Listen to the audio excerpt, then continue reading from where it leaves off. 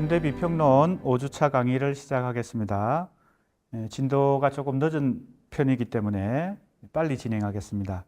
교재가 있는 학생들은 152쪽. 자, 우리가 지금 현대 논정의 수사학의 중요한 업적들을 총 3사람의 저서를 중심으로 정리하고 있습니다. 첫 번째는 카인 페렐만과 루시 올브레이트 티테카의 신수사학, 그 다음에 스티븐 툴민의 논정의 용도, 그리고 이 두 권은 같이 1958년에 같은 해에 책이 나왔습니다. 그리고 이 두 권의 성과를 종합하고 또 최근에 현대 논정 이론들을 집대성해서 논정 이론을 재구성하고 있는 제임스 크로스화이트의 이성의 수사. 그래서 지금 우리가 이 단원에서는 이 3명의 이론가들의 3권의 저서를 중심으로 정리를 하면 되겠습니다. 지금은 카인 페렐만과 루시 올브레이트 티테카의 신수사학에 대해서 공부하고 있고요. 이제 정리 단계입니다. 여기 나와 있듯이 특징을 3가지로 지금 정리를 해보았습니다. 교재에도 나와 있는데요. 첫째, 논정의 척도는 현존하는 사물들의 본질 혹은 시간을 초월하는 논리적 기준이 아니라는 거죠. 자, 그래서 이 영원히 현존하는 사물들의 본질, 이걸 우리가 진리라는 개념으로 많이 철학에서도 얘기하고 인문학에서 얘기합니다. 즉, 진리, 유일한 진리, 단 하나의 진리, 자명한 함, 여기 자명함이라는 말이 나옵니다. 여기 나오죠? 자명함. 이것이 바로 데카르트적 이성의 기본 개념입니다. 그것이 아니라는 것이죠. 참된 지식의 특징이 아니다. 그래서 카인 페렐만과 루시 올브레이트 티테카의 이 신수사학이 제시하는, 주장하는 가장 중요한 특징이 바로 첫 번째가 되겠습니다. 진리를 그동안 통용되었던 데카르트적 진리를 인정하지 않는다. 그러면 이제 무엇이 이 수사학의, 논정의 수사학의 기준이 되느냐? 지금 척도, 논정의 척도에 대해서 얘기합니다. 다른 사람의 지지를 얻는 것이다. 이렇게 돼 있죠? 다른 사람의 지지를 얻는 것이다. 다른 사람은 여기 바로 나오죠. 청중이라는 개념입니다. 이때 청중은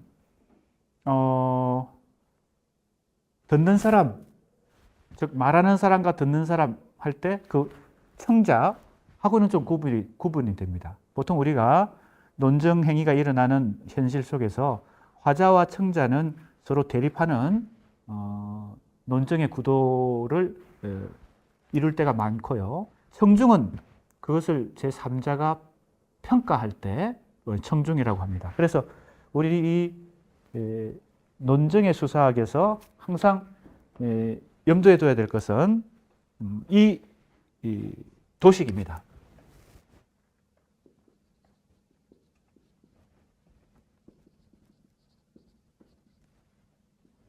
동그라미를 계속 이제 그려보는데요. 이거죠.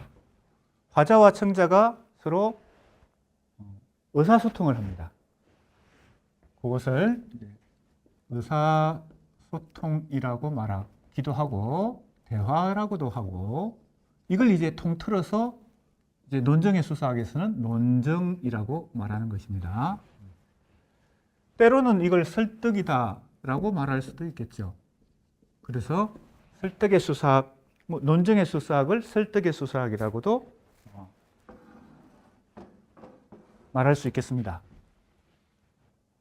자, 기본적인 그림입니다. 화자와 청자 사이에 제임스 크루스화이트가 이제 바로 카인 페렐만과 스티븐 툴민의 이 저서를 총 정리해서 논증행위 이론을 재구성하죠. 논증행위 이론의 재구성. 세 번째 책이지만 우리가 이미 공부했습니다. 첫 번째 단원에서 총론으로 공부했죠. 이 논증행위 이론의 재구성을 미리 살펴보면 바로 이 그림입니다. 이게 첫 번째 이론은 바로 뭐예요? 주장하기 이론이고, 두 번째 이론은 질문하기 이론이고, 여기서 하기가 붙어 있죠. 그냥 주장은 명사고 주장하기는 동사라고 볼 수 있습니다. 질문도 마찬가지고요. 여기 바로 행위가 논증 이론의 재구성이 아니라 논증 행위의 이론의 재구성이라고 한 것이 이제 제임스 크루스화이트가 상당히 중요하게 생각한 거죠. 아무튼 이 주장하기와 질문하기가 화자와 청자 사이에서 진행이 될 때 거기서 발생하는 게 바로 갈등이죠. 제임스 크루스화이트가 논증행위 이론을 재구성하면서 이 1번, 2번, 3번 이론을 이제 범주로 카테고리를 삼았습니다. 지금 우리가 얘기하는 페릴만이 얘기하는 청중이 중요하다 할 때 이 청중은 어디쯤 위치하나 하면 지난 시간에도 아마 이거 그림을 그린 것 같습니다. 여기 있어. 동그라미가 두 개인데 여기 하나가 더 생기는 거죠. 여기에 청중이 있다. 청중의 역할은 이 주장하기와 질문하기 사이에서 생기는 갈등을 갈등이라고 하는 것은 다른 말로 차이입니다. 의견의 차이, 생각의 차이, 이것을 평가하기.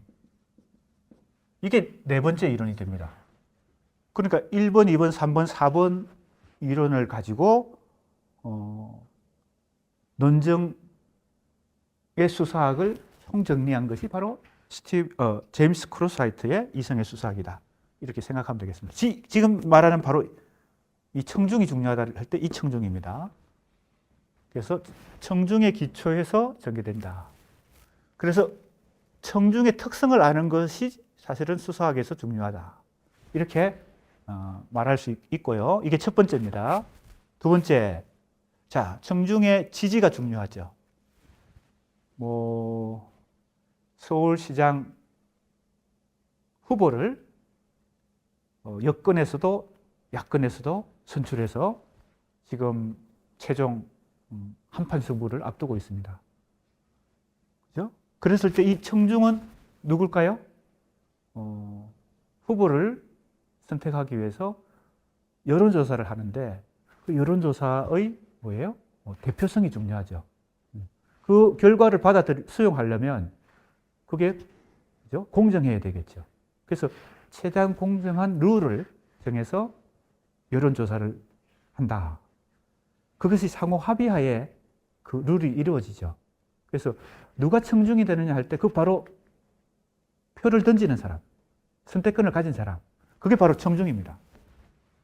지난 시간에도 구체적인 예를 들었죠. 우리가 이 수사학이 현실 속에서 실현되는 가장 선명한 구체적인 예를 들 수 있는 것은 정치 연설과 법정 연설이다. 정치적 현실과 법정 현실에서 이 수사학은 가장 첨예하게 현실화됩니다. 지금 내가 예를 들었던 이 정치적 어떤 현안, 그죠? 서울시장 후보를 선출하는 과정에서 어떻게 청중이 그죠? 거기서 구성되느냐? 바로 요 지점에 있는 거죠. 평가하기. A 후보와 B 후보가 서로 정책 대결을 하고 주장하기, 질문하기, 갈등이 생깁니다. 그런데 평가가 없으면 이것은 합의에 도달하지 못하고 결론에 도달하지 못할 텐데 이 평가의 주체가 바로 청중입니다. 그래서 이번에 서울시장 후보를 선출하는 과정에서 누가 이 청중의 역할을 했을까요? 바로 설문조사를 한 주체. 그죠? 그러면 이 청중은 이제 청중을 구성하는 과정에서 상당히 복잡한 문제가 이제 생겨난다는 것을 미리 알 수 있습니다. 그건 나중에 다시 얘기하기로 하고요. 그런데 청중의 지지는 언제나 정도의 문제입니다. 이것은 첫 번째 특징하고 이 두 번째 특징이 연결되어 있습니다. 왜 정도의 문제가 됩니까? 데카르트적 진리, 자명한, 누가 봐도 참과 거짓이 분명한 그런 지식이 있다면 그것은 정도의 차이가 아니죠. 그럼 100% 참 아니거나 100% 거짓이, 참이거나 100% 거짓이겠죠. 그래서 OX가 가능하겠죠.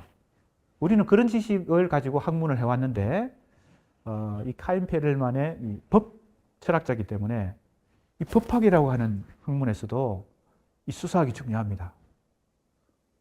그러니까 현실에서 데카르트적 진리가 그렇게 성립하기 어렵다. 청중이 척도가 되고 또 그것은 정도의 문제다. 예를 들면요. A라는 후보와 B라는 후보가 대결해서 최종 승자가 결정되는 구도 속에서는 과반수만 넘어도 이기게 되죠. 그게 바로 정도의 문제가 됩니다. 100% 득표를 한다. 이건 현실에서 거의 생겨나지 않죠. 자, 보세요. 그래서 논정 행위는 다양한 청중에 따라 다양한 정도로 성공하거나 실패한다. 이렇게 볼 수 있습니다. 또 어떤 주장이나 담론을 평가할 때 참 거짓의 판단 기준을 포기한다. 그러니까 간단하게 이제 이 카인 페렐만의 이론을 요약하면 진리에 그동안 우리가 지식과 학문에서 중요하게 생각했던 척도가 진리에 있지 않다. 어디에 있습니까? 청중에게 있다. 그리고 그것은 정도의 차이로 나타난다. 이렇게 되는 것이죠. 그동안 우리가 지식과 학문 체계에서 진리 개념을, 데카르트적 진리 개념을 계속 유지할 때는 진리는 누가 가지고 있습니까? 화자가 가지고 있죠. 주장하는 사람이 가지고 있습니다. 듣는 사람도 평가하는 사람도 사실은 크게 중시되지 않았는데 페렐만에 의해서 오히려 척도는 지식의 척도는 화자가 아니라 청중이 가지고 있다. 이렇게 지금 바뀌게 되는 것입니다. 자, 그러니까 논정에서 더 나은 논정과 덜 나은 논정이 있을 뿐이다. 그러니까 A라는 서울시장 후보와 B라는 서울시장 후보 사이에서 이 정책 대결을 하는데 어떤 사람의 정책은 100% 옳고 어떤 사람의 정책은 거의 100% 틀렸다. 이렇게 평가하기 어렵다는 겁니다. 바로 청중도 정도의 차이에 의해서 평가가 이루어진다. 심지어는 법정에서 법관들이 어떤 사건을 놓고 판정할 때도 엇갈리는 경우들이 많이 생깁니다. 그래서 1심에서 판결이 2심 가서 바뀌는 경우도 있고요. 2심의 판결이 3심, 대법원에 가서 또 바뀌는 경우도 생깁니다. 그것은 바로 이것이 정도의 문제다는 것을 알 수 있죠. 그래서 대법원에서 3심을 할 때는 종결이 돼야 되니까, 평가가 종결이 돼야 되니까 어떻게 합니까? 이 청중을 짝수로 두지 않고 홀수로 두는 것입니다. 그렇죠? 홀수로 둬야 최종 판결이 가능하기 때문에. 자, 그런 얘기입니다. 그러니까 사실은 이 수사학이라는 학문은 뭡니까? 특히 이 논정의 수사학에서는 그 학문의 특성이 굉장히 실용 학문이다. 현실적인 학문이다. 이렇게 볼 수 있습니다. 우리가 대체로 학문들은 이론적이고 그것이 현실에 또 적용하는 과정에서 격차가 많은 것이 대부분인데 이 수사학이라는 학문은 굉장히 현실에 밀착한 학문이다. 이렇게 볼 수 있겠습니다. 그래서 지식의 척도도 데카르트적 진리가 아니라 청중의 지지와 그 정도의 차이에 의해서 척도를 삼는 것을 누가 처음 이 페렐만이라는 루시 올브리 티텍하는 이 이론가가 처음으로 제시를 했다는 것입니다. 자, 셋째로 가겠습니다. 사실은 이거 우리 1단원, 첫 단원에서 시학과 수사학 할 때 사실은 한번 했던 것인데 그만큼 중요하기 때문에 다시 정리합니다. 셋째, 그래서 이성은 본질적으로 윤리적 동기를 갖는 실천이다. 이제 윤리성을 이제 강조하게 되는 것입니다. 그동안 데카르트적 지식 혹은 진리 개념에서는 윤리성, 사회적 책임감, 정의, 뭐 공정성 이런 것은 중요하지 않습니다. 객관적 진리가 지식이 중요한 것이죠.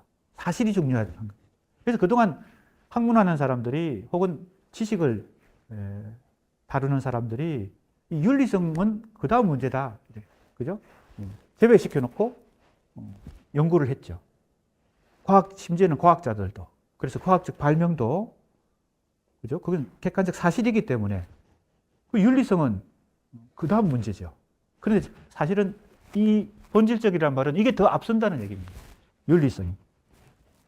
그래서 그러니까 이성을 포기하면 안 되겠죠. 그렇다고 이성을 포기한다는 말이 아니죠. 이성을 존중하되 그 이성이 객관적 이성, 즉 데카르트적 진리 개념만을 목표로 하는 이성이 아니라 윤리적 동기를 먼저 생각하는 이성. 그래서 이제 현대 학문과 지식 체계에서는 객관적 사실보다 윤리성을 더 먼저 생각한다. 그걸 이 1958년에 카인 페렐만과 루시 올브레히트가 처음으로 이렇게 정면으로 이 책을 통해서 제시했다는 것이고요. 그래서 이 정의, 요즘은 굉장히 중요한 사회적 이슈가 되고 있죠.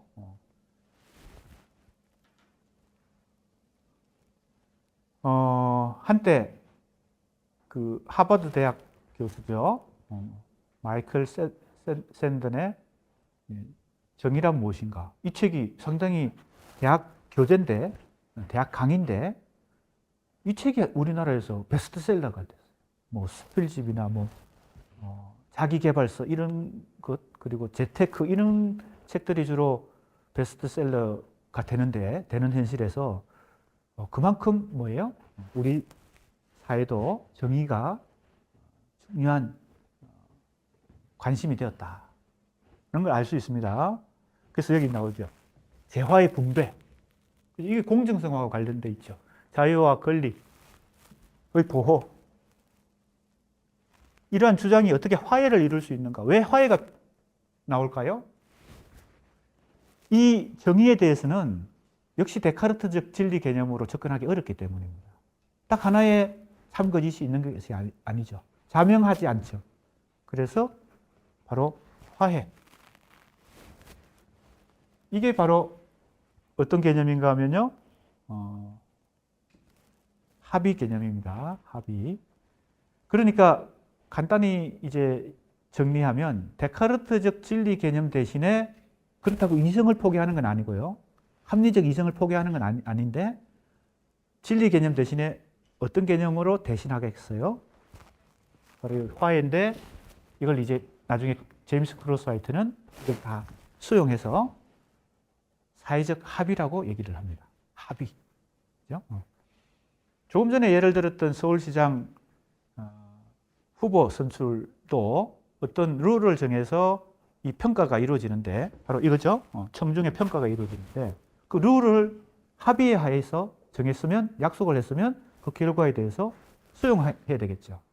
그게 바로 뭡니까? 여기서는 정의가 됩니다. 그러니까 정의는 처음부터 규칙이 정해져 있거나 결론이 정해져 있는 것이 아니라 어떤 화해, 사회적 합의, 그것이 중요한 기준이 된다.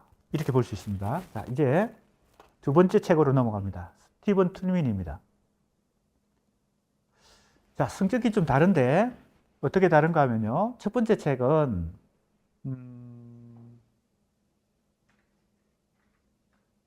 일종의 의사소통 이론이라고 볼 수 있고요. 두 번째 책 스티븐 툴민은 그 학문적 영역이 카인 페렐만은 법 철학자라 그랬잖아요. 스티븐 툴민은 언어학자입니다. 언어 철학자. 그 유명한 비트겐슈타인의 제자입니다.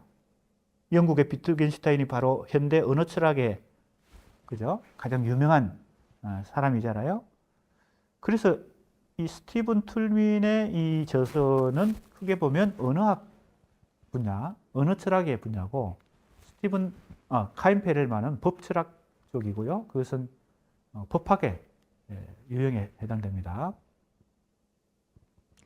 다시 조금만 정리를 해볼까요?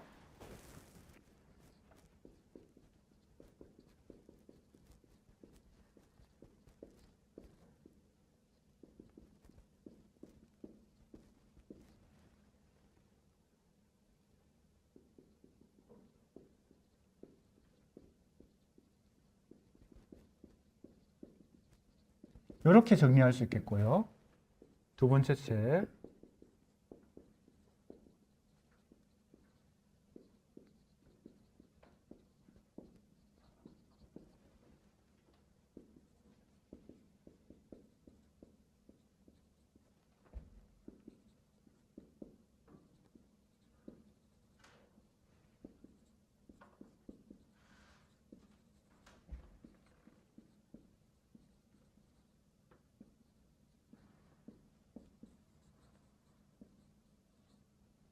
이렇게 정리할 수 있겠습니다.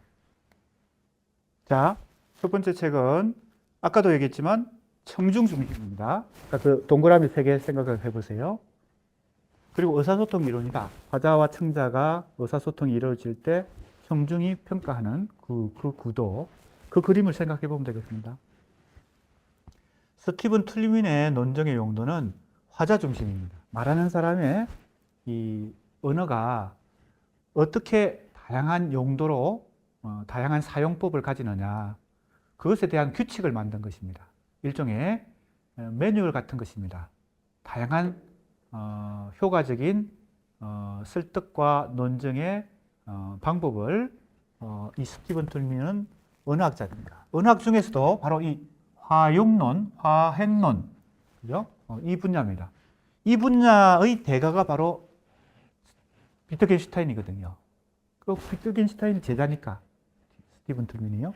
스피치 액트 시어리. 그러니까 현대 논증의 수사학의 이 두 가지 조금 다른 영역의 업적이 1958년에 같이 나옴으로 해서 현대 논증의 수사학이 다시 활기를 얻었다라고 볼 수 있고요. 자, 이제 사실은 우리가 세 번째 책도 곧 공부하겠죠.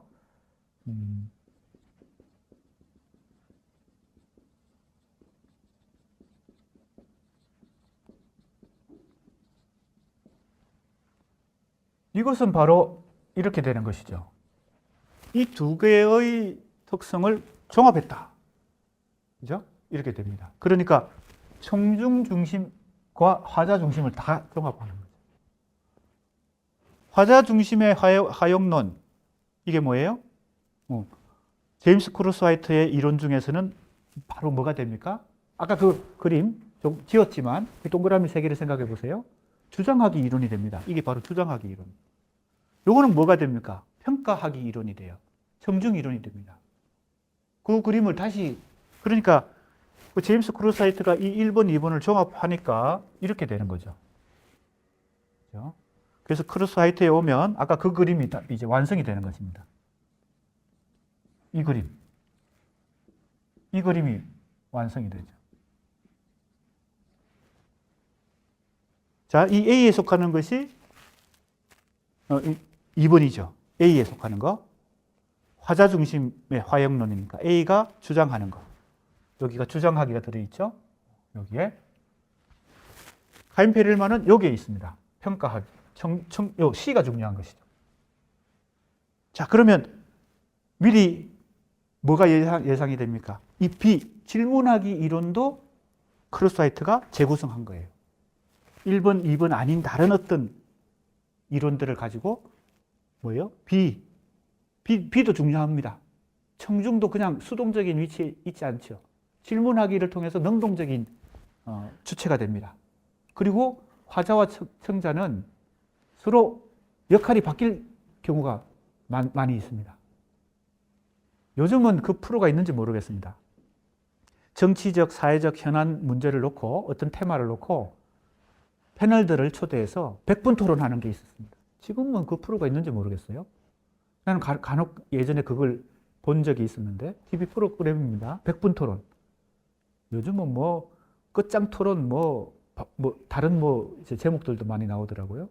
거기에 나오는 패널을 생각해 보세요. 어떤 특정한 이슈를 놓고 사회적 정치적 이슈를 놓고 A 쪽의 패널과 B 쪽의 패널은 서로 주장하기와 질문하기를 반복하는데 듣는 사람이 듣고만 있지 않죠. 자기는 이제 또 질문을 하고 그 다음에 주장도 합니다. 그러니까 A와 B의 역할이 서로 상호 바뀌는 거죠. 그러니까 아무튼 A가 주장자가 될 수도 있고 B가 주장자가 될 수도 있습니다. 그러니까 주장하기와 질문하기는 서로 상호작용을 한다. 이렇게 볼 수 있고요. 그러니까 A, B, C를 다 종합한 게 제임스 크루사이트고 C에 해당되는 게 카인 페를만이고 A에 해당되는 게 스티븐 툴만. 조금 더 일목요연하게 정리가 되죠? 자, 이제 요 스피치 액츄얼이 화용론이라고 하는 걸 한번 간단하게 설명해 봅시다. 이 언어학에서 우리가 국어 국문학과에서도 국어학이라는 언어학 분야가 있습니다. 이제 국어학이 있고 일어학이 있고 영어학이 있고 뭐 이러겠죠. 이것은 각 개별 언어 영역으로 그죠? 세분이 된 어떤 언어학 영역이죠. 그걸 공통분모를 찾으면 언어학이라는 게 됩니다. 그죠? 일반 언어학이 되는 것이죠. 일반 학문. 우리 고려대학교에서는 언어학과가 있습니다. 바로 그것이죠. 공통분모를 언어학이라는 공통분모를 연구하는 것입니다. 국어학, 일어학, 영어학 등등의 개별 언어에 대한 학문이 아니고요. 그걸 내가 얘기하려고 하는 것이 아니라 어떤 언어학이든 언어학의 분야에는 국어학이든 영어학이든 그 세부 학문 분야에서 단어를 연구하는 어휘론이 있습니다. 그죠? 그 다음에는 문법을 연구하는 구문론이 있습니다. 또 어문이나 음성을 연구하는 어문론 혹은 음성학이 있습니다. 그게 이제 기본적인 언어학의 세부 영역이었거든요. 그런데 그런 학문들은 대체로 일반 규칙을 찾아냅니다. 그러니까 사이언스, 즉 과학이라는 이름으로 일반적인 규칙들을 찾아내서 학문의 대상이 됩니다. 그런데요, 실제 우리가 언어 행위를 하는 현실 속에서는 그죠? 그거 이제 바로 랑그죠. 랑그라고 하는 게 이제 규칙이니까요. 대체로 랑그를 연구하는데 언어학에서 실제 현실 속에서 언어 행위를 할 때는 이 빠롤에 대해서도 연구를 해야 됩니다. 즉 규칙이 아니라 현상 속에서 어떻게 이게 다양하게 말하는 사람과 듣는 사람 사이의 맥락에 따라서 상황과 맥락과 그죠? 에 따라서 의미가 달라지는 것이죠. 언어가 고정된 의미가 있는 것이 아니라 같은 말을 해도 그 구체적인 상황과 맥락에 따라서 의미가 달라진다는 겁니다. 그죠? 그게 바로 그걸 연구하는 것이 화행론, 화용론입니다. 실제 언어를, 빠로를 연구하는 거예요. 그걸 이제 비트겐슈타인이 했죠. 그래서 그러한 언어 행위에 있어서의 사용들을 연구하는 것입니다. 그래서 S가 붙어 있습니다. 자, 지금 뭘 하고 있습니까? 스티븐 툴민의 논증 모델을 지금 살펴보고 있습니다. 자, 다시 한번 봅시다. 여기. 이게 뭐가? 이런 게 나왔네요. 뭐야? 네, 봅시다. 자, 보세요. 효과적으로 사용할 수 있는 실천적 논증들을 발전시키는 것입니다. 실천적 논증들을. 자, 그래서 같은 58년인데요. 여기 보세요. 논증을 분석하기 위해 사용되는 6가지 구성 요소를 가지고 여러 가지 모델을 만드는 것입니다. A 모델, B 모델, C 모델. 이 설명을 미리 좀 하면 간단히 하면요. 어떻게 논증을 하는 것이, 즉 언어를 구사하는 것이 가장 조금 전에 얘기했잖아요. 실제 맥락에 따라서 상황과 맥락에 따라서 의미가 달라지는 이 언어, 실제 언어 행위에 있어서, 빠롤에 있어서 더 효과적인 언어를 구사해야 되니까 A 상황에서는 A라는 논적 모델을 사용하고 B 상황에서는 B-라는 논적 모델을 사용하고 C 상황에서는 C-라는 논적 모델을 사용해서 그 6가지의 구성 요소를 가지고 일종의 규칙을 만드는 것입니다. 마치 영어의 문법에서 1형식, 2형식, 3형식 주어, 동사, 목적어 이런 모델을 만드는 것과 비슷합니다. 왜 그런 것이 필요할까요? 역시 구체적인 예가 이해하는데 도움이 되니까요. 현실적인 예를 한번 들어보겠습니다. 입사, 즉 회사에 취직하기 위해서 면접을 보는데 미리 아무 준비 없이 면접에 가는 사람은 없습니다. 미리 준비를 합니다.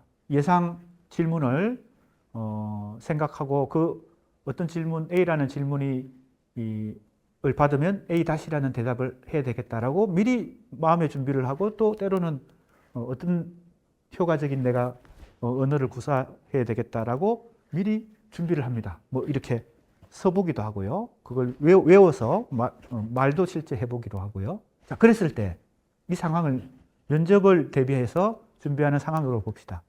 바로 조금 전에 내가 얘기했던 그 모델을 활용하겠죠. A라는 질문이 왔을 때는 A-라는 답변을 해야 되겠다. B라는 질문이 오면 B-라는 답변을 해야 되겠다. 했을 때 어떤 순서로 내가 답변하는 것이 가장 효과적일까? 그죠? 예를 든다는 것도 있고 아니면 주장을 하는 것도 있고 경험을 얘기하는 것도 있고 여러 가지 이 구성 요소들이 있겠죠. 내가 효과적인 언어 행위를 할 때요. 바로 그것입니다. 서로 관련된 6가지 구성 요소들을 포함하는 구조를 가지고 논적 모델을 만든 겁니다. 이게 바로 스티븐 툴민의 논적 모델이에요. 자, 그것이 왜 이 분야인지 이해가 됩니까? 왜 하용론인지 이해가 됩니까? 처음부터 정해진 규칙이 아니라 그 상황에 맞게 언어 행위를 해야 되니까요. 그래서 이 유스에 S가 붙은 것입니다. 논증을 사용하는 여러 용례들을 법칙화한 것입니다. 그래서 자, 이 책은 우리나라에 번역이 되어 있습니다. 번역이 되어 있어요. 자, 우리 교재에도 나와 있습니다. 어디 있습니까? 볼까요?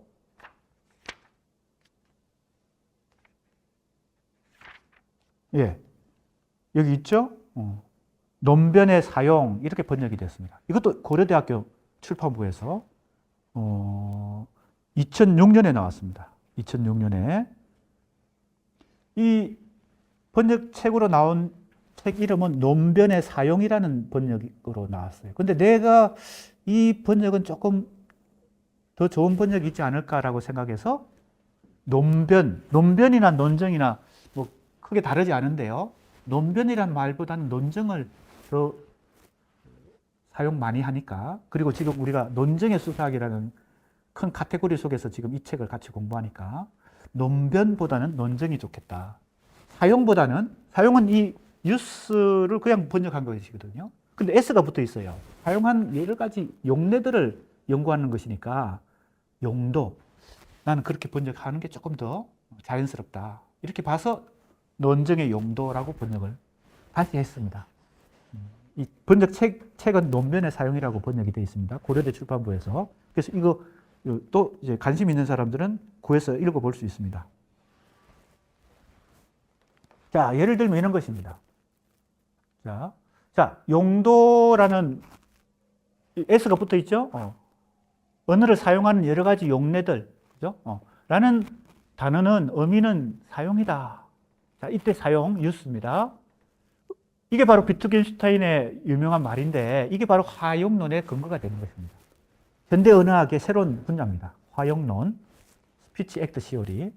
그래서 툴민이 이 논증에 사용되는 맥락에 따라서 구분을 하고 이것도 논증을 실질적으로 형식, 이걸 이제 약자로 주장. 그래서 이건 C라는 대문자 C로 내가 자기 주장을 해야 되는 그죠? 순서에는 이 C를 해야 되겠죠. 아까도 얘기했지만 모델을 만드는 것입니다. 어떤 논증을 효과적으로 할 수 있을까라고 생각했을 때 C를 먼저 할 수 있고 C를 맨 마지막에 할 수도 있고 그렇죠? 사례를 그죠? 들고 나중에 주장을 할 수도 있고 주장을 먼저 하고 그걸 뒷받침하기 위해서 여러 가지 사례를 들 수도 있겠죠. 자, 그래서 이 구성 요소를 잘 기억하면 되겠습니다. 주장, 이건 C입니다. 그다음에 이유, 이유는 뒷받침, 내 주장을 뒷받침하는 거죠. 왜 내가 이런 주장을 하는가? 이유가 있어야 되겠죠. 거기 이제 워런트라고 해서 그걸 또 역시 대문자 W로 약자를 썼죠. 그 다음에 뭡니까? 근거. 이건 사실 자료를 제시함으로 해서 주장을 뒷받침하는 거겠죠. 이유가 있고 이유는 W입니다. 근거는 자료라고 해서 데이터입니다. D. 대체로 사실은 우리가 어떤 논증을 할 때, 뭐 아까 예를 들었던 백분 토론에 나온 패널들도 그렇고, 정치인들도 지금 유권자들에게 표를 호소하고 자기 정책이 더, 뭡니까?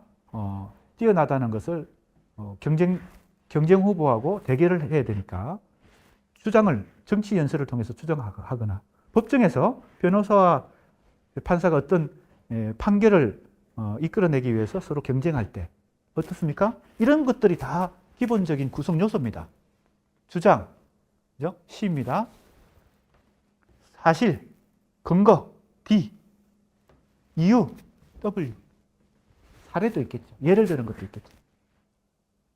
그 다음에 여기 있는 지지, 배킹, 정당한 이유에 대한 지지, B. 그래서 이 책에서는 요걸 가지고 뭐예요? 다양한 모델을 만들어낸다. 이렇게 생각하면 되겠습니다. 이 페렐만의 신수학과는 상당히 성격이 다른 그런 책이죠. 그래서 이렇게 내가 정리했습니다. 청중 중심의 의사소통 이론이다. 화자 중심의 화용론이다. 그렇게 정리하면 좀 도움이 될 것 같습니다. 자, 다른 이제 얘기들은 우리 교재에 나오는 얘기들을 뭐 이제 논리학도 들어가 있고 그 안에는 개연성 얘기도 나오고 개연성이란 게 이성직한 것이죠. 그다음에 가능한 거 여러 가지 이제 기준들이 그래서 논증의 구조를 규명하고요. 수학적 모델, 그다음에 법률적인 모델. 자, 이 논증의 용도에서 가장 기본적인 유형은 수학적 모델과 법률적인 모델이 있다. 역시 수사학은 언어 행위는 법학에서 상당히 이제 유용하게 사용됩니다. 그 뭐 어렵지 않죠. 법학이라고 하는 것은 논리적 논증이 상당히 중요하고 그게 첨예하게 현실화되는 것이 법정이라고 그랬잖아요. 법정 연설에서 아주 그것이 첨예합니다. 그래서 우리가 이 논증의 수사학을 가장 쉽게 사례를 들 수 있는 것은 두 가지 영역인데 정치 연설과 법정 연설입니다.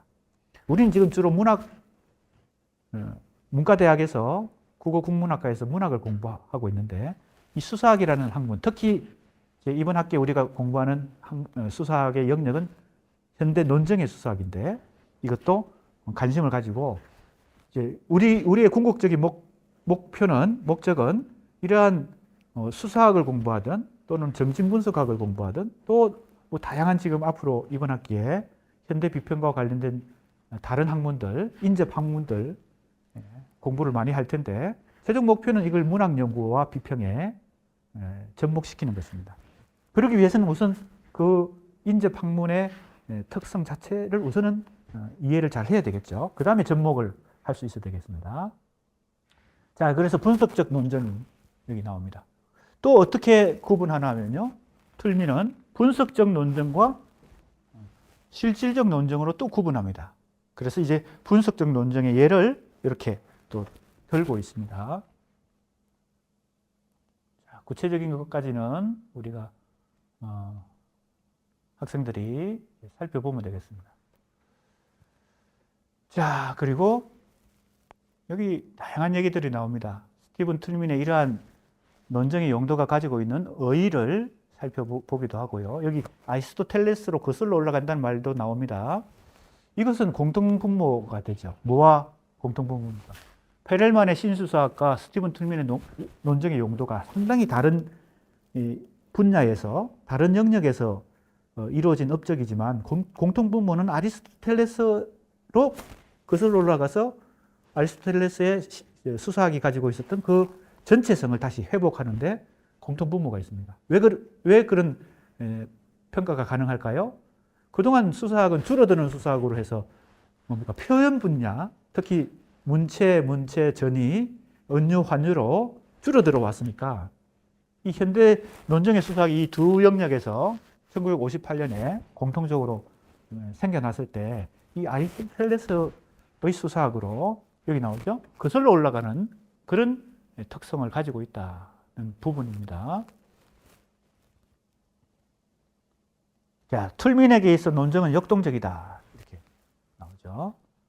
그래서 이런 것입니다. 이런 게 이제 이 모델의 한 경우가 되겠습니다. D를 놓고, D는 데이터, 자료죠. 어떤 자료를 제시해서 그 다음에 W를 놓고 베킹, 지지를 한다. 그리고 뭐 이렇게 일종의 모델을, 다양한 모델을 만들어서 이 실제 현실에서 다양한 상황과 맥락 속에서 유효적절한 논증을 할 수 있도록 도움을 주는 그런 책이 되겠습니다. 자, 이제 세 번째 책입니다. 바로 이 제임스 크로스하이트의 책입니다. 이성의 수사학입니다. 자, 우리가 첫 번째 단원 시학과 수사학에서 첫 번째 파트 구조 시학, 두 번째 파트 정신분석 비평, 세 번째 파트 신수사학 할 때 사실은 이 두 개는 이미 한번 공부했던 거죠. 신수사학하고 이성의 수사학, 카인 페렐만과 제임스 크로스하이트는 한번 그때 공부를 했습니다. 자, 그래서 조금 빨리 가겠습니다. 교재가 있는 사람은 158쪽입니다. 제목부터가 이제 여러 번 했기 때문에 이해가 어렵지 않죠. 논정 이론의 재구성. 사실은 여기 행위가 들어가는 게 더 정확합니다. 논정 행위 이론의 재구성. 그것이 더 정확하다. 주장이 아니라 주장하기. 질문이 아니라 질문하기. 그죠? 그리고 평가도 평가하기. 그것은 뭘 의미한다 그랬습니까? 주장된 것만을 연구하는 게 아니라, 연구의 대상으로 삼는 게 아니라, 주장하기까지의 그 많은 복잡한 배경과 배후와, 그죠? 원인과 동기. 자, 어떤 주장을 하는 사람은 어떤 동기가 있기 때문에 그런 주장을 할 텐데, 혹은 어떤 배후가 있거나, 뭐 배후란 말은 조금 여러 가지 의미를 갖고 있죠. 배경이 있거나, 그죠? 이유가 있거나.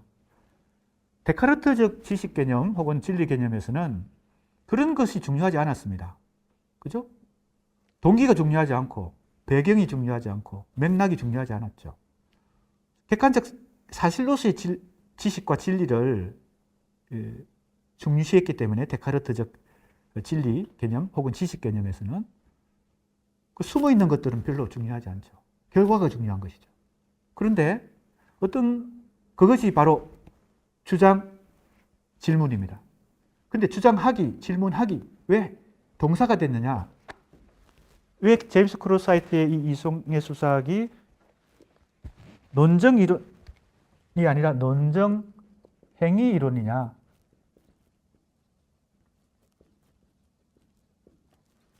왜 행위가 들어갔느냐? 그죠? 지난 생에도 얘기했습니다. 그것까지도 연구의 대상으로 삼는다. 그게 이제 실용 학문의 뭡니까? 장점이겠죠. 그래서 여기 크로스하이트의 논정 행위 이론의 재구성 있습니다. 96년에 이 책을 썼고요. 여기 내가 오늘 잠깐 가져왔는데 이제 이 책입니다. 96년에 제임스 크로스하이트가 썼고, 이거 내가 번역했는데 2001년에 번역했으니까 5년 만에 번역이 됐으니까 상당히 빨리 번역이 된 셈입니다. 2001년에 고려대 출판부 이성의 수사학입니다. 자, 전통적 형이상학, 이후에 대안으로 여기 나오죠. 수사학 전통에 대한 오래된 통찰을 되살린다 그랬죠. 이것도 논증의 수사학, 현대 논증의 수사학의 특징은 줄어드는 수사학의 그죠? 방향과는 달리 다시 전통 수사학의 그 종합 학문으로서의 특성을 회복하는 거. 그러니까 철학과 수사학 전통에 대한 통찰을 되살리니까 뭐 소크라테스, 플라톤, 아리스토텔레스 같은 고대 철학자들, 그 다음에 데카르트, 베이컨, 칸트, 근대 철학자, 니체, 하이데거, 멜르ponti, 레비나스, 데리다, 하버마스, 가다머, 리케르 등의 현대 철학자들의 이론과 개념을 뭡니까? 총동원해서 뭘 하려고 하는 겁니까? 이걸 하려고 하는 겁니다. 논증행위 이론을 재구성하는 것입니다. A, B, C에 그죠? 여기 갈등 이론이 있습니다. 네 가지 이론, 그죠? 네 가지 범주 속에 첫 번째 주장하기, 두 번째 질문하기, 세 번째 갈등, 네 번째 평가, 그죠? 청중 이론. 이 네 가지 속에 뭐예요? 네 가지 범주 속에 모든 논증행위 이론을 재구성하는 것입니다. 이것이 이 책의 특성입니다. 그러니까 이런 기존의 전통적인 철학자들, 수사학자들, 이론가들 다 등장합니다. 특히 우리가 첫 번째 단원 공부할 때 누가 중점적이었습니까? 데카르트. 그 다음에 여기 나오죠? 하이데거. 그 다음에 데리다. 그죠? 사실은 이제 이 세 사람을 대표 철학자로 등장시켜서 왜 이 이성의 수사학이 나오게 됐는지, 현대 논증의 수사학이 필요한지, 이걸 제임스 크루스와이트가 강조를 했죠. 그래서 그때 내가 그림도 막 그리면서, 그죠? 데카르트의 사고방 철학은 이런 원리가 있고, 하이데거는 이런 원리가 있고, 어떤 원리? 세계의 존재. 기억납니까? 내가 그림을 역시 동그라미 두 개를 그려가지고 도너스처럼, 그죠? 그 다음에 데리다의 뭐예요? 자연. 이런 얘기를 하면서 종합한 것이 삼각형. A, B, C. 그죠? 데카르트, 데리다, 제임스 크루스와이트. 이 A, B, C 꼭지점으로 대표되는 그런 얘기를 했죠. 그래서 이런 많은 철학자들, 수사학자들, 이론가들, 여기 비트겐슈타인도 나옵니다. 그죠? 비트겐슈타인. 오스틴 나옵니다. 기억납니까? 오스틴? 오스틴의 어떤 책? 말과 행위. 그 말과 행위에 대해서 누가 비판을 합니까? 데리다가. 해체주의 데리다가. 어떤 관점에서 비판합니까? 말과 행위라는 이 오스틴의 책은 인간의 언어 행위가, 의사소통이 성공할 거라는 걸 전제하고 모든 이 책에 이 내용이 전개되고 있다. 그러니까 뭡니까? 소용없다는 거죠. 왜? 인간의 의사소통은 기본적으로 실패하는 것이 더 본질적이기 때문에 그게 바로 차연이죠. 깊이와 깊이가 일치하기가 어렵고 자꾸 미끄러지니까 정확한 뭐예요? 사실에 도달하기 어렵고 그러니까 의사소통이 성공한다는 보장이 쉽지 않다는 거죠. 데리다의 생각입니다. 그래서 그것이 이제 진리 개념을 해체하는 거죠. 주체 개념도 해체하고 진리 개념도 해체하고, 그죠? 이성도 물론 부정하고. 거기에 대해서 제임스 크루스와이트가 어떻게 대답합니까? 내가 생각할 때는 뭐예요? 데리다 당신이 너무 과도하게 의심한다는 거죠. 왜? 일반적으로 인간의 의사소통은 성공하는 걸 더 기본적으로 하고 예외적으로 실패할 수도 있지만 어떤 개념에 의해서? 일상성 개념에 의해서. 그죠? 그러니까 오스틴의 말과 행위는 일상성 개념을 전제로 인간의 화자와 청자의 이 의사소통이 대체로 성공한다는 걸 우리가 서로 약속하고 전제하고 이런 이론이 전개되고 있다. 말과 행위라는. 말과 행위도 사실은 이 오스틴도 언어 학자인데 말과 행위도 언어학 분야에서 여기에 해당되는 것입니다. 그래서 제목이 말과 행위예요. 화형론.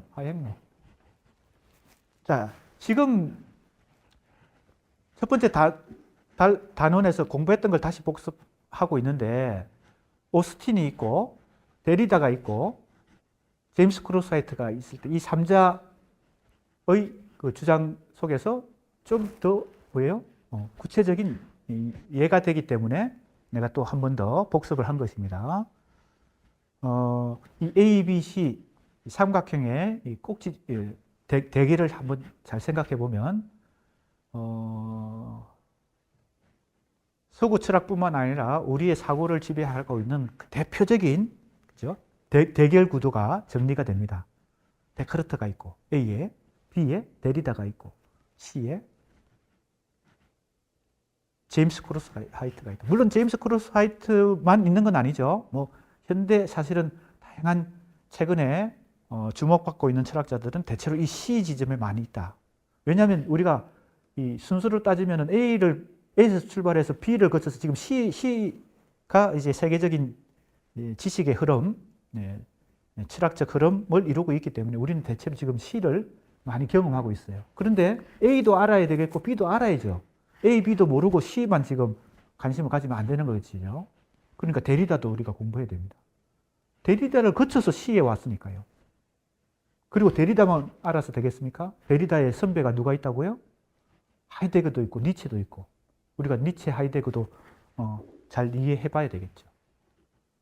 데리다 이전에 이미 그런 전통 철학, 근대 철학을 정면으로 비판했던 선배들이 있었죠. 니체와 하이데거입니다. 우리가 바로 이 책에서 이 이성의 수사기라는 책에서 니체도 하이데거도 데리다도 자세히 소개되고 있습니다. 그 다음에 이제 하버마스라는 사람도 나오고요. 그 다음에 레비나스도 나오고요. 자, 이제 조금 더 가서 자세히 해보겠습니다. 여기 나오죠. 그래서 이 책, 이성의 수사학이란 책에 상당히 많은 철학뿐만 아니라 수사학, 뭐, 여기 나오죠. 논리학, 언어학, 윤리학, 정치학 등이 다 총망라되어 있다. 이렇게 볼 수 있습니다. 그래서 이 책을 잘 읽어보면 다양한 학문과 지식 체계들이 종합되어 있는데요. 그러나 이 전체적인 뭡니까? 지성의 위상을 보면 A, B, C 중에 C에 있다는 겁니다. C에. 근데 내가 이제 상당히 도식적으로 우리 서구 철학 혹은 우리 인간의 사상을 이 삼각형으로 요약을 도식으로 보여줬는데 A와 B와 C가 있다는 거. 그 너무 이제 도식만 믿으면 안 됩니다. 도시란 것은 말 그대로 도식이니까. 자, 이 책의 목적은 논증행위 이론을, 그죠? 여기 행위가 들어가는 거, 이게 중요하죠. 이성을 검증하는 것이다. 왜 이성을 검증하려고 할까요? 데리다에 의해서 이성이 부정되었으니까. 해체주의뿐만 아니라 포스트 모더니즘, 그 다음에 후기 구주주의 등에 의해서. 그러나 C라고 하는 것은 A와 같은 것이 아니죠. 데카르트와 같은 생각을 갖는 건 아니죠. 그래서 데카르트적 진리 개념을 주장하는 게 아닙니다. 그리고 주체와 이성은 긍정하지만 진리 개념은 역시 부정합니다. 그런 점에서는 진리를 부정한다는 점에서는 뭐와 같아요? B와 같죠. 즉 데리다와 같습니다. 그래서 이제 데리다의 생각과 제임스 크로스 하이트의 공통점과 차이점, 이것 우리 첫 번째 단원에서 공부했어요. 자, 미리 우리 수강생들한테 1차 과제 지금 공지가 되어 있습니다. 1차 과제 마감도 정해져 있고 1차 과제는 우리 중간고사까지의 범위를 요약하는 것입니다. 근데 요약만 하면 뭐 아무 차별이 없으니까, 변별성이 없으니까 과제물도 다 차등 점수를 줘야 되니까요.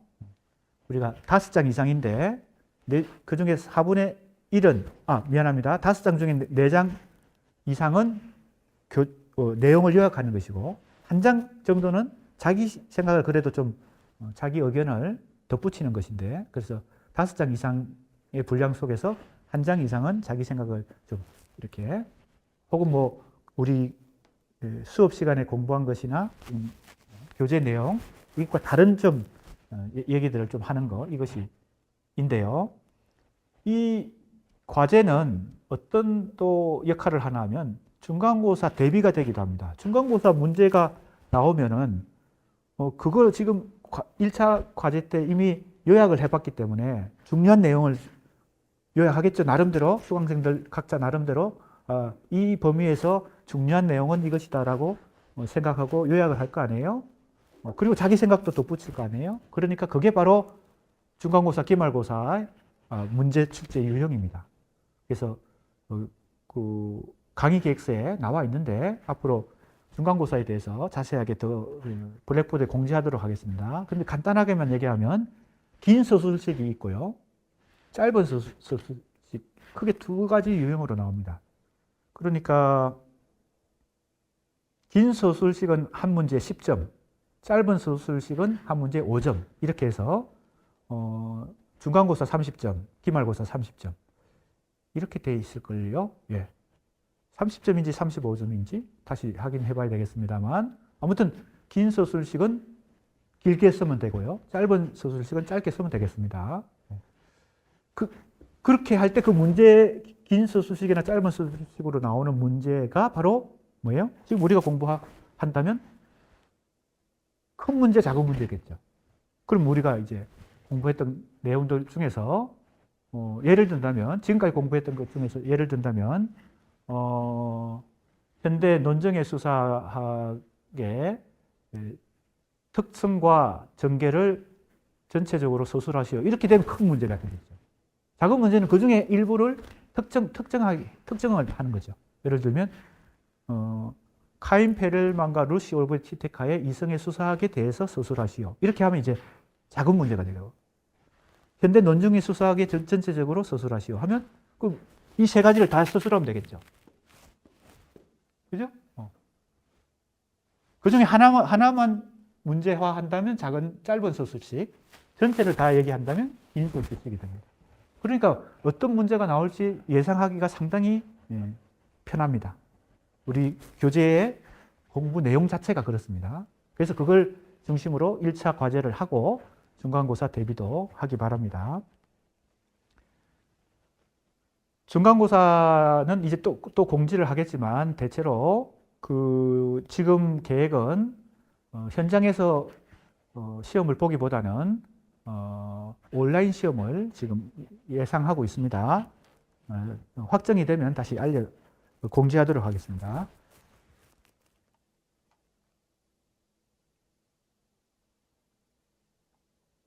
자, 이제 조금 구체적으로 빨리 가겠습니다. 이 책에서 크루사이트는 철학의 종말과 수사학의 부활이라는 테마가 이제 첫 번째 1장인데 철학의 종말이라는 용어가 나옵니다. 이게 바로 어떤 배경에서 이런 철학의 종말이 나왔나 하면요. 바로 해체주의입니다. 해체주의, 포스트 모더니즘, 후기 구조주의가 세계적으로 우리나라까지 포함해서 큰 영향을 지식과 학문 세계에 영향을 주었으니까요. 지금은 좀 이제 그 흐름이 지나갔지만 그래서 그 해체주의의 공격을 받아서 이 A 지점에 있는 데카르트적 지식과 학문 체계들이 다 뭡니까? 흔들린 것입니다. 크게 흔들렸어요. 그게 바로 철학의 종말입니다. 수사학이 다시 중요하게 부활된 것은 수사학은 그동안 철학보다 뭡니까? 저평가받아가지고 상당히 낮게 평가받았는데 그게 다시 부활한 이유도 바로 이러한 이유 때문입니다.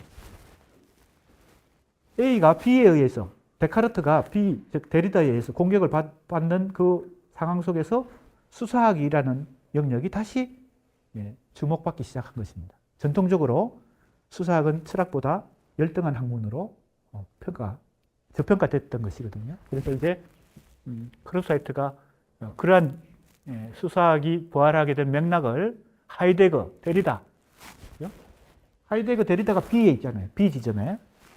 그리고 여기 나오죠. 데카르트에 대해서 먼저 얘기합니다. 우리 데카르트 내가 그림을 그려줬죠? 뭡니까? 주체가 객체를, 그죠? 이성적으로 완전히 파악해서 어떻게 해요? 언어로 그걸 표현하면 지식에 도달하고 그것이 바로 진리 개념입니다. 데카르트적 진리 개념입니다. 그렇죠? 자, 하이데거도 나옵니다. 존재와 시간. 이것도 다 얘기했습니다. 바로 세계의 존재. 기억나죠? 자, 그 다음에 이제 또 나갑니다. 여기 해체주의가 등장하죠. 바로 누굽니까? 데리다입니다. 이거는 다 우리가 1단원에서 했던 거니까 복습하는 셈입니다. 여기 나오죠? 반복 가능성. 이게 뭐예요?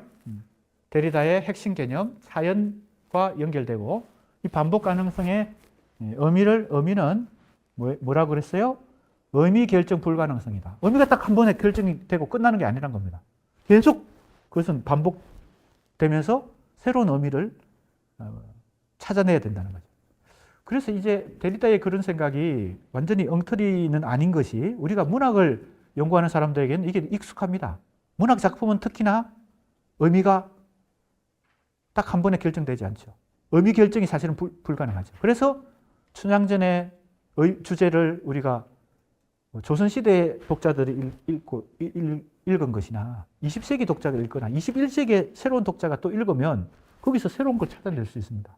작품이, 문학 작품이라는 것이 그렇게 의미가 고정되거나 확정되지 않은 것이죠. 계속 반복 가능한 것이죠.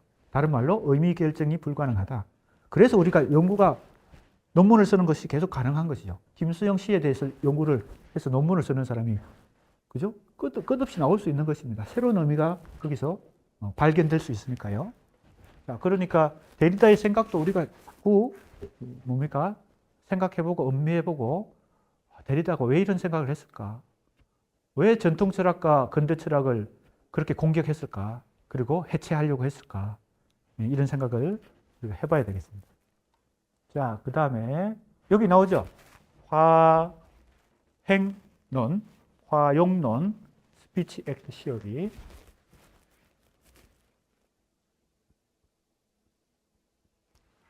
말과 행이 나오죠? 이거 다 공부한 것입니다. 누구의 책이에요? 오스틴의 책입니다. 말과 행. 그래서 데리다는 실패의 가능성이 근본 조건이다. 그런데 오스틴은 일상성의 개념에 근거해서 이런 말과 행이라는 책을 썼다는 것이죠. 그런 점에서 제임스 크로스하이트는 어느 쪽에 손을 들어주는 것입니까? 오스틴 손을 들어주는 것입니다. 데리다 당신은 조금 너무 과도하다. 이렇게 이제 평가하는 거죠. 제임스 크로스하이트의 입장에서는. 그렇다고 데리다를 다 부정하는 거 아닙니다. 다시 얘기하면 뭐예요? 제임스 크로스하이트는 이성도 다시 긍정하고요. 주체도 다시 긍정하고, 그러나 진리는 부정한다는 점에서, 이 점에서는 데리다와 그죠? 같은 입장이 있죠. 데카르트적 진리 개념을 부정한다는 점에서는 데리다나 B에 있는 데리다나 C에 있는 제임스 크로스하이트가 같은 입장입니다. 그러나 이성을 다시 긍정하고 주체도 긍정합니다. 그러나 이 이성과 주체는 A에 있는 데카르트적 이성 주체는 아닌 것이죠. 그죠? 이미 이 이성과 주체는 이미 뭡니까? 카인 페렐만이 부정했던 그런 청중 중심의 진리 개념 혹은 이런 것들이 다 여기에 흡수된 것이죠. 이때도 주체는 그런 절대적인 주체가 아닙니다. 네. 자, 그럼 이제 기본적으로 이걸 이제 공부하면 끝입니다. 뭡니까? 제임스 크로스하이트가 논정행위 이론을 재구성했을 때 네 가지 이론이 범주가 나오죠. 첫 번째, 주장하기 범주. 두 번째, 질문하기 범주. 세 번째, 갈등 범주. 네 번째, 청중의 평가 범주. 이거 너무나 간단하죠? 자, 요것에 대해서만 이제 공부하면 두 번째 단원도 끝입니다. 그리고 이제 세 번째 단원으로 넘어가는 거죠. 자, 봅시다. 여기 있네요. 자, 봅시다. 여기 나옵니다. 제임스 크로스하이트는 주장하기. 자, 이게 첫 번째 이론 범주고요. 두 번째 질문하기. 두 번째 이론 범주고요. 세 번째 갈등.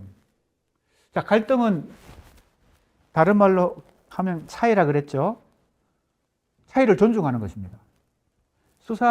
논증의 수사 이론에서는 하나의 절대적 진리를 인정하지 않고 오히려 차이에서 출발하는 거죠. 그런 점에서도 누구와 같아요? A의 데카르트가 아니라 B에 있는 데리다하고 같은 거죠. B 지점의 철학자들, 철학적 입장은 해체주의든 포스트 모더니즘이든 후기 구조주의든 다 동일성의 사유, A는 동일성의 사유고 B는 뭐예요? 차이의 사유죠. 차이를 긍정하는 거, 차이를 인정하는 거. 그런 점에서는 C에 있는 제임스 크로스하이트도 B와 같은 것입니다. 그러나 차이는 뭡니까? 차이를 존중하지만 B는 차이에서 그치지만 C에 있는 제임스 크로스하이트는 뭐예요? 그 차이에서 출발해서 어디에 도달해야 된다고 생각하는 거예요? 사회적 합의에 도달해야 된다. 그때까지 뭐가 필요해요? 논쟁이 필요한 것이죠. 서로 그래서 이게 필요한 것입니다. 이게 필요한 거예요. 그런데 B에 있는 해체주의는 차이만을 그죠? 중시하지 그걸 하나로 좁혀서 합의에 도달하거나 진리에 도달하거나 이렇게 하는 것 자체가 뭐라고요? 해체주의에는 안 맞죠. 그게 차이가 있습니다. 자, 그러면 자, 기본적으로는 이 세 항목인데 네 번째가 바로 이제 평가로서 청중 이론입니다. 자, 그럼 이 세 가지 먼저 살펴보겠습니다. 자, 주장하기 이론인데요. 자, 첫 번째 하브마스, 두 번째 레비나스, 세 번째 스탠리 카벨의 기존의 이론들, 철학들을 이 제임스 크로스하이트가 볼 때는 이 첫 번째 범주인 주장하기 이론 속에 다 이것을 어떻게 해요? 재구성할 수 있다고 생각하는 거죠. 다 다른 얘기지만 거기다가 재구성합니다. 그래서 여기 보세요. 하브마스의 이론이 각주 19번에 붙어 있습니다. 각주로 이제 가봅시다. 여기 나오죠? 하브마스는 대표적인 의사소통 이론, 하브마스 이론을 하나로 요약하면 의사소통 이론입니다. 합리성 이론이에요. 그러니까 해체주의, 후기구조주의, 포스트 모더니즘이 전 세계적으로 유행할 때 가장 대표적으로 그것의 대립적인 입장에 있었던 사람이 하브마스입니다. 하브마스는 이 근대성, 합리성, 합리적 이성 이걸 끝까지 중시했던 그런 철학자거든요. 그리고 그가 주장했던 것이 바로 의사소통 이론이에요. 그런 점에서 이 하브마스의 이론도 제임스 크로스하이트가 뭐예요? 끌어들이는 것입니다. 자기 책에다가. 그런데 이 하브마스의 대표적인 그 이론이 타당성 주장이거든요. 어렵지 않습니다. 잘 보세요. 하브마스는 담화 행위가 함축적인 타당성 주장을 하는 것으로 생각하는 겁니다. 자, 담화 행위. 인간의 언어 행위는 기본적으로 자기 말이, 자기 주장이 타당하다는 것을 주장하는 것이지 내 말이 틀렸다고 주장하는 사람은 없다는 겁니다. 너무 상식적이고 당연한 얘기죠. 그죠? 타당성 주장이란 말을 하나도 어렵지 않습니다. 어떤 사람이든 자기가 언어 행위를 하고 주장을 할 때는 그게 타당하다는 것을 전제하고 주장한다는 겁니다. 내 말은 다 거짓말이야 라고 주장하는 사람이 있다면 이거 상당히 복잡하죠. 그죠? 자기 말이 거짓말이라고 하는 말이 타당하다는 거죠.